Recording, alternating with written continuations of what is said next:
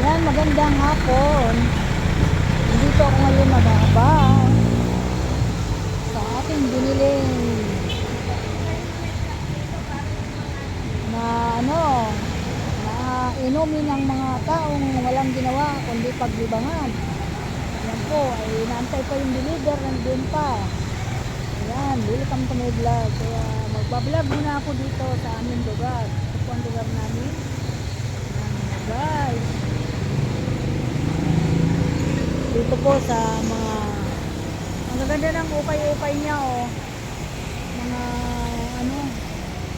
mga original siya, mga guys. Dito ako namimili sa grocery na ito. Medyo mamura-mura ng konti. Kaya yan, mga guys. Talagang bumili na ako kasi mahirap magpabili-bili. Bili talaga ako ng isang box. Talagang mahirap talaga magpabili-bili, mga guys. Lalo na po pag malakas ang ulan. Maganda na po pag may stock tayo.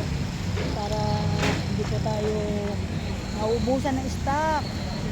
Dito ako sa aming pinupunta na mga grocery dito. Welcome to my vlog. Magandang hapon, mga guys. Sa lahat ng mga kalira. Magandang hapon po. Hindi na ako makatawid. Kasi sabi ko, bilisan ako ng uulamin mamayang gabi para di na ako mag-isip na kung anong uulamin namin. So, gagawin ko na lang. Magluluto na lang ako ng panandalian ng ulam. Asya lang. Ayan, mga guys.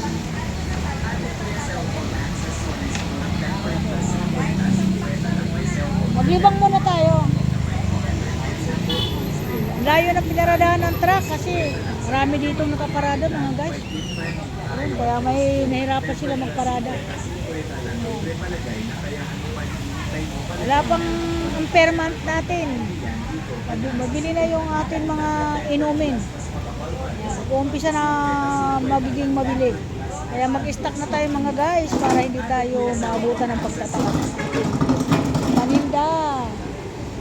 Okay. Ha?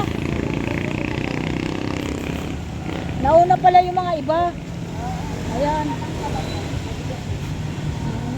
Matawid pa tayo. Ante ko kasi kanina yung Malboro. Kaya hindi ko na iparking. Meron talaga magnegosyo, mga guys. Tsagaan lang po. Tsaga.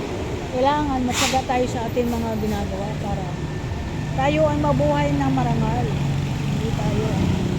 Kasi ako, kahit may edad na ako, tsatsaga ako sa ating hanap buhay. Yan po yung aking prinsipyo sa ating buhay, mga guys. Doon tayo, mga Pilipino, magsikap para tayo ay may kakainin sa pang-araw-araw. Diba po? Kaya kung natutulog lang tayo, wala tayong iniisip na maganda, anong iluluto natin pagdating ng oras? Diba? Kailangan mag-isip tayo kung ano yung pagkakakita natin kahit konti lang. Kasi pag nagsama-sama yan, kahit barya lang, yan ay malaking bagay na yan. Makakabili na tayo na pang 1 kilong bigas. At ulam, kahit malang ulam na simple, okay na.